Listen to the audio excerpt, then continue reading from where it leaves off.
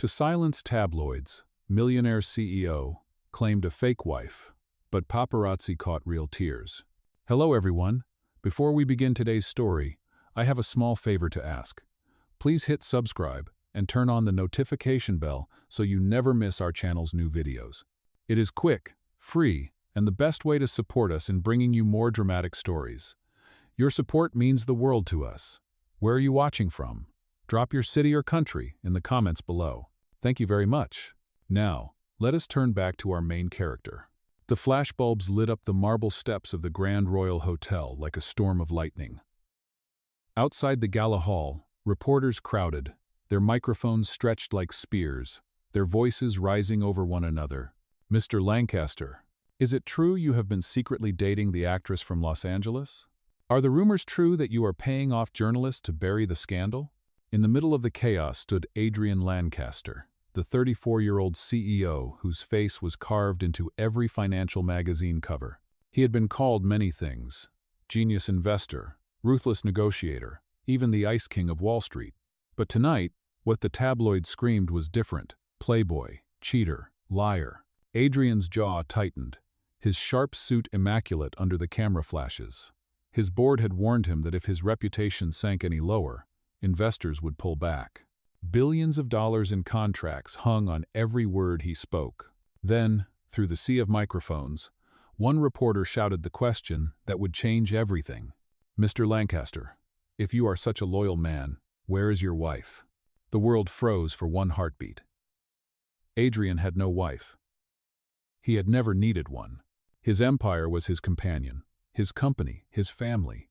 But at that moment, every flash, every question, every headline demanded an answer that would silence the wolves. And Adrian Lancaster, the man who had built empires with words sharper than blades, opened his mouth and said with icy calm, "My wife prefers to stay away from the cameras, but she is very real, and she is the love of my life." The crowd erupted. Questions flew like daggers, desperate to pierce his armor. What is her name? Why has no one seen her? Is this another cover-up? Adrian did not flinch. He lifted his chin, let his eyes narrow like steel, and walked past the cameras. Inside, his heart pounded like a drum he could not silence. He had just spoken the one lie that might save his empire or destroy it completely. Behind the grand glass doors of the hotel, away from the madness, Adrian exhaled. His assistant whispered urgently, "Sir, the board will demand proof. You just announced a wife. They will not let this go." Adrian's reply was cold, but his mind was already racing ahead. "Then I will find one." And somewhere across the city, far away from champagne halls and velvet gowns, a young woman folded her apron after a long shift at the small diner where she worked. Her name was Claire Bennett. She had never once appeared in a society magazine, never worn a designer gown, never imagined her path would cross with a millionaire.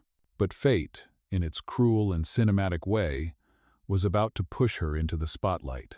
Because Adrian Lancaster needed a wife, and Claire Bennett was about to become the answer to a lie whispered under the blinding lights of 1,000 cameras. The next morning, the headlines spread across every breakfast table in Manhattan. Lancaster secretly married? Mystery wife hides from public eye. Some papers were skeptical, others were merciless, but all of them demanded proof. At the top of the Lancaster Tower, Adrian scanned the articles in silence, his jawline carved like marble, his mind calculating every possible move. His assistant, Daniel, placed a folder on the desk. "Sir, the board meets at noon. They will demand to see her. You cannot avoid this anymore." Adrian closed the newspaper, his voice low and controlled. "Then I will bring her, even if I have to create her from thin air." Ho? Across the city, Claire Bennett was finishing her second cup of weak diner coffee. She tied her hair back into a messy ponytail and prepared to walk to the subway.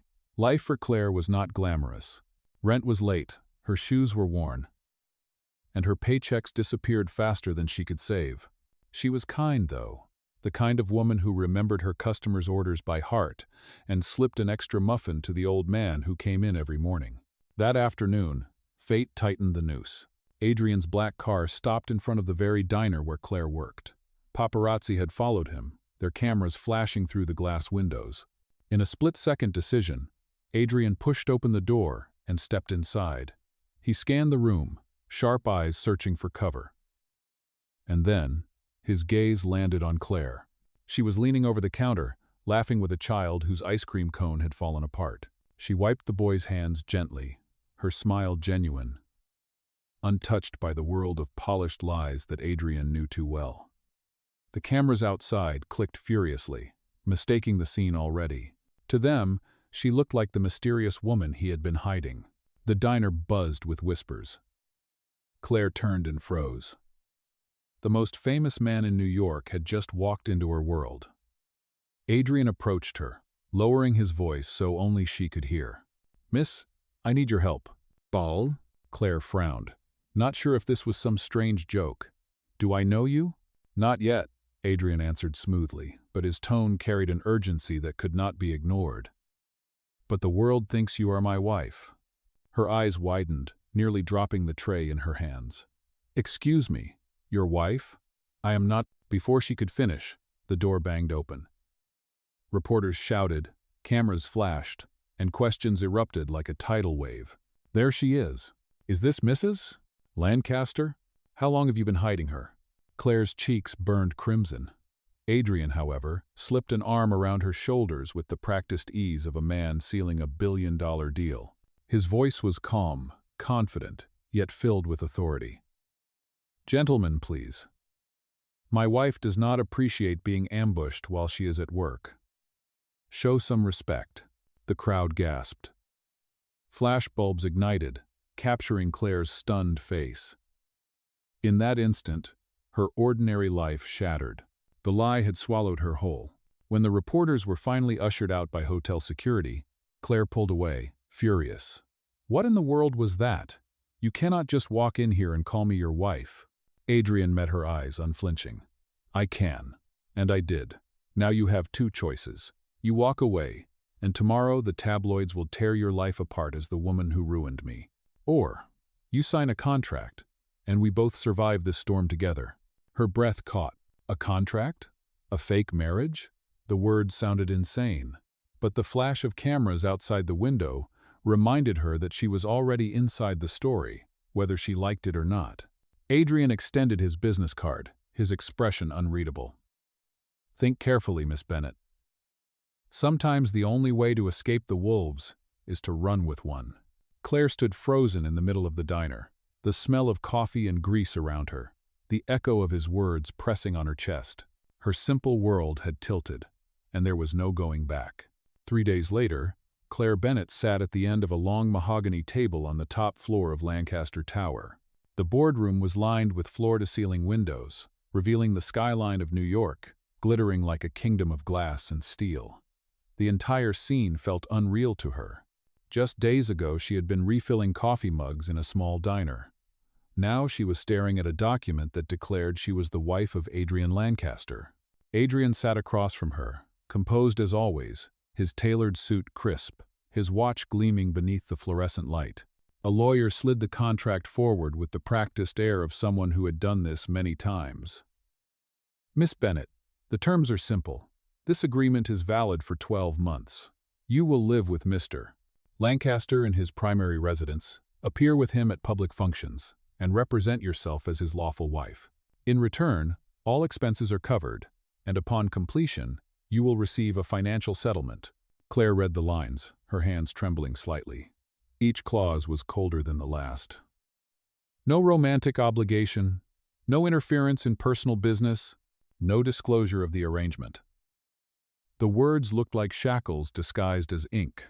She raised her eyes to Adrian, her voice steady but filled with unease. "So this is it? A business deal. You get your reputation back, and I get to play pretend in front of the world?" Adrian's eyes flickered with something unreadable. "You get protection. Do not forget that, Miss Bennet. The tabloids already have your name. If you walk away now, they will not leave you alone. This way, you are untouchable." Claire exhaled sharply, biting her lip. She thought of her small apartment with peeling paint, of the overdue rent notices tucked under her door.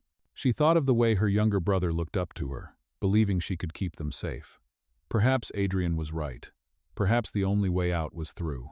Her pen hovered above the dotted line. "And what happens if someone finds out this is fake?" she asked. Adrian leaned forward, his voice low, controlled, yet carrying the weight of steel. "They will not, because we will not give them a reason. From this moment on, you are Mrs. Claire Lancaster, and you will play the part perfectly." "Son," she signed. The ink bled into the paper, final and irreversible. The lawyer collected the document with a nod. "Congratulations, Mr. and Mrs. Lancaster." The words rang hollow in Claire's ears. She was not a bride. There were no flowers, no music, no vows. Only a piece of paper, and a man whose world she did not belong to. Later that evening, Claire stepped into Adrian's penthouse for the first time. The space was vast, polished marble floors, stretching beneath chandeliers that glittered like frozen stars. Glass walls framed the skyline, and every piece of furniture looked like it belonged in a museum. Claire set her modest suitcase by the door, suddenly aware of how small it was against such grandeur. Adrian gestured toward the guest suite. "Your room is down the hall. Appearances must be kept, but your privacy will be respected." Claire looked at him, a faint bitterness in her smile. How thoughtful. A fake husband who respects boundaries. For the first time, something flickered in Adrian's expression, something almost human, but he masked it quickly. "The board expects us at the gala this Friday. You will need a gown. Daniel will arrange everything." She folded her arms. "And what am I supposed to do until then? Practice smiling for the cameras?" Adrian's gaze lingered on her, cool but piercing. "You are smarter than that. Learn how to survive in this world, Claire. It does not forgive mistakes." She turned away, her chest tight. The weight of the signed contract pressed on her like invisible chains. She was no longer the woman from the diner. She was Mrs. Lancaster now, a title forged from lies. And whether she wanted it or not, her life was no longer her own. Friday night arrived, and with it, the glittering gala at the Metropolitan Grand Ballroom. The Lancaster name was etched in gold on the invitation, and every camera in Manhattan was waiting for their arrival. Claire stood at the edge of Adrian's penthouse bedroom, the gown draped over her frame like a stranger's skin. Daniel had chosen it, a sapphire dress that shimmered under the lights, tailored perfectly but foreign to her. As she studied her reflection, she hardly recognized the woman staring back. Her calloused hands, once familiar with serving coffee cups, now clutched a diamond clutch worth more than her yearly salary. Adrian appeared in the doorway, black tuxedo, flawless, his presence commanding. His eyes traveled briefly over her, unreadable, before he extended his arm. "Shall we?" Claire hesitated, then placed her hand on his sleeve. The elevator ride down was silent, save for the pounding of her heart. Outside, the limousine door opened, and a wall of cameras exploded in white light. "Mr. Lancaster, Mrs. Lancaster, over here." Claire smiled this way. The crowd roared her name as if she had always belonged among them. Adrian tightened his grip on her hand and guided her with steady confidence. She mimicked his calm, though inside she felt like an imposter walking across a stage where every step was a lie. Inside the ballroom, chandeliers glowed, champagne flowed, and laughter echoed against marble walls. The city's most powerful elites turned their heads, eyes sharp with curiosity. Claire felt their stares prick her skin like needles. Whispers floated around her, disguised behind jeweled fans and champagne flutes. Who is she? Where did Adrian find her? She is not society. Look at her posture. Rumor says she worked in a diner. Imagine that. Just play. Claire forced a smile, but her grip on Adrian's arm tightened. He noticed, leaning down just enough for her to hear. Ignore them. Walk tall. You are a Lancaster now. But his words could not shield her from the subtle cruelties. A woman in a silver gown approached, her lips painted with a smile that did not reach her eyes. Claire, dear, you must tell us which designer you are wearing. Or did Adrian have it custom-made to hide your little background? A ripple of laughter followed. Claire's cheeks burned, humiliation rising in her chest. She wanted to run, to disappear back to the safety of her diner apron and subway rides. But Adrian's hand pressed gently against hers, steady, grounding. His voice was smooth, cold, and cutting. Funny. I do not recall anyone asking where you came from when your family declared bankruptcy last year. Perhaps we should not compare resums tonight. The silver-gowned woman's smile faltered, and the crowd shifted uncomfortably. Claire blinked, startled. For the first time, She saw Adrian use his power not as a weapon for himself, but as a shield for her. The evening dragged on. Claire endured introductions to senators, bankers, and heiresses who looked at her with thinly veiled disdain. Each handshake felt like a test she was bound to fail. Her nerves betrayed her when she mispronounced a French hors d'oeuvre, drawing a round of mocking chuckles from a nearby table. Adrian leaned in, his voice barely above a whisper. "Do not let them see you flinch. They thrive on weakness. Give them nothing." But Claire was only human. By the time they slipped onto the balcony for a moment of air, her eyes stung with unshed tears. She pulled her hand from his arm, turning toward the city lights. "I do not belong here. I am just a girl who served pie and coffee. These people, they will never accept me." "Bipe." Adrian's gaze followed her profile, his expression unreadable in the glow of the skyline. After a long pause, he said quietly, "Belonging is an illusion, Claire. Power is the only language spoken in this room. Learn it, and you will not need their acceptance." She turned to him, startled by the raw honesty in his voice. He was a man surrounded by everything: wealth, status, fear. And yet he sounded like someone who trusted no one, who carried the weight of his empire alone. Claire's heart twisted. For the first time, she wondered if beneath the cold exterior of Adrian Lancaster, there was a man who longed for something real. The night of the gala ended in a blur of champagne glasses, polite smiles, and sharp whispers. By the time Adrian and Claire returned to the penthouse, she collapsed into the guest suite, her head heavy with the weight of ridicule. She had played the role of Mrs. Lancaster, but beneath the glittering chandeliers, she had felt like a fraud.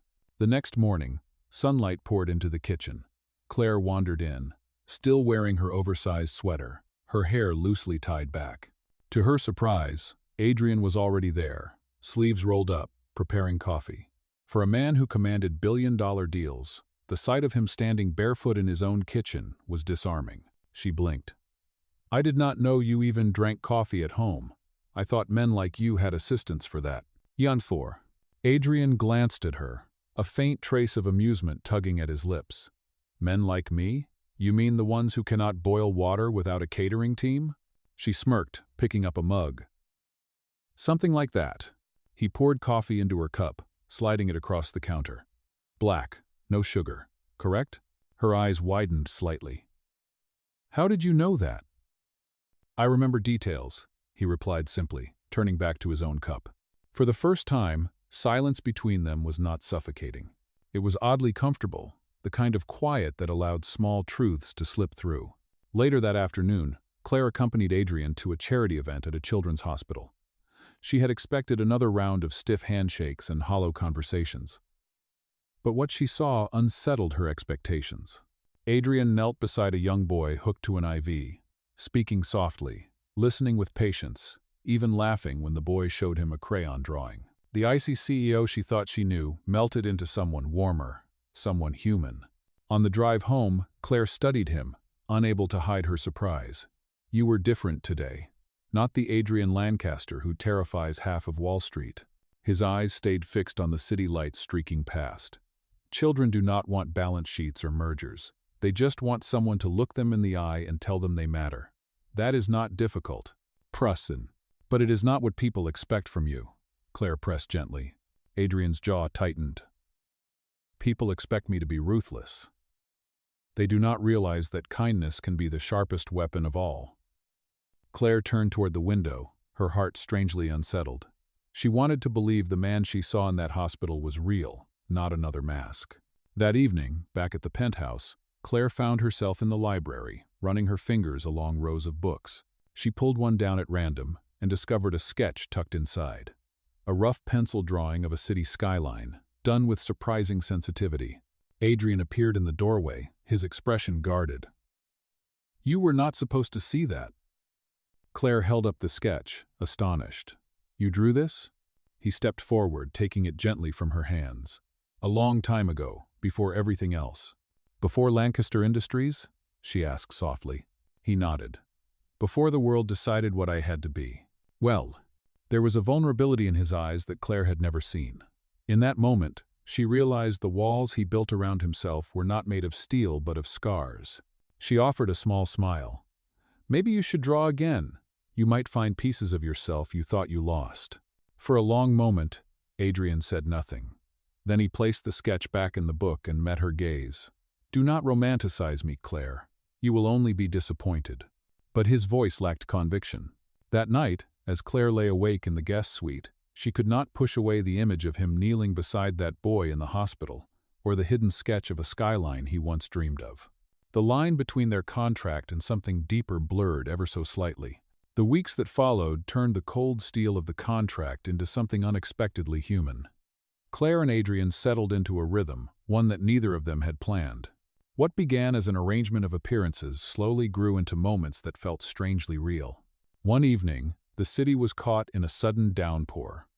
Adrian and Claire had been returning from a business dinner, and instead of rushing to the car with umbrellas, they found themselves running through the rain, laughter spilling from Claire's lips as her heels splashed through puddles.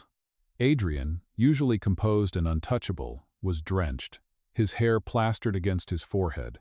For the first time, Claire saw him laughing, not the controlled smile for cameras, but a raw, unguarded laugh. They reached the car soaked, their eyes meeting in a breathless pause. The silence between them hummed with an electricity neither dared to name. Another morning, Claire decided to cook breakfast herself, refusing the help of Adrian's house staff. The smell of pancakes filled the penthouse, warm and inviting. Adrian walked into the kitchen, eyebrow raised. "You know you did not have to do this." The chef, "Sometimes a kitchen should smell like butter and maple syrup," she interrupted, flipping a pancake. "Not truffle oil and imported spices." He sat at the counter, watching her move with ease. When she placed a plate in front of him, he hesitated before taking the first bite. His expression softened, almost boyish. "I cannot remember the last time I ate something this simple. It tastes real." Claire smiled. "That is because it is made by someone who is not trying to impress a critic." Moments like these stitched themselves quietly into their days. A shared smile over burnt toast, a silent car ride where the city lights painted their reflections side by side, an unspoken understanding when one of them grew weary of the endless charade. One night, after a particularly grueling board meeting, Adrian returned to the penthouse visibly exhausted. Claire found him in the library, his tie loosened, his shoulders tense. Without a word, she placed a steaming cup of tea beside him. "You did not ask for this," he said after a long silence, his voice lower than usual. "Neither did you," Claire replied gently. He looked at her, eyes shadowed by something deeper than fatigue. For a fleeting moment, he seemed like a man who longed for someone to share the weight. Claire sat beside him, and though they did not speak, the air between them grew warmer, softer. One weekend, Adrian surprised her by driving to the outskirts of the city. They stopped at a quiet park where cherry trees were beginning to bloom. Claire's eyes lit up at the sight of children flying kites and families spread out on picnic blankets. She turned to him, confused. "Why here?" He shrugged, slipping his hands into his pockets. "Because you looked like you needed a place that was not made of glass and steel." She smiled, touched by the unexpected thoughtfulness. They walked side by side, their conversation meandering from childhood memories to secret dreams.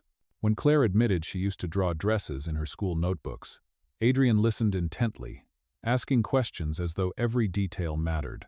As the sun dipped low, painting the sky in shades of gold, they found themselves sitting on a park bench, shoulders brushing, silence stretching between them. Claire felt the weight of the contract pressing on her chest, but for the first time, it did not feel like chains. It felt like possibility. Back at the penthouse that evening, she caught her reflection in the mirror.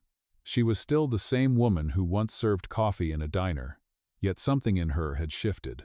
The walls she had built around her heart were cracking, just as his were. Adrian, in his study, glanced at the sketchbook he had once hidden. His fingers brushed the cover, but instead of tucking it away, he left it open on the desk. The line between truth and pretense was dissolving, and though neither of them said it aloud, they both knew. The marriage may have begun as fake, but the feelings beginning to take root were anything but. Spring had barely begun when the storm struck. Claire woke one morning to the sound of her phone buzzing nonstop. Dozens of missed calls, endless messages.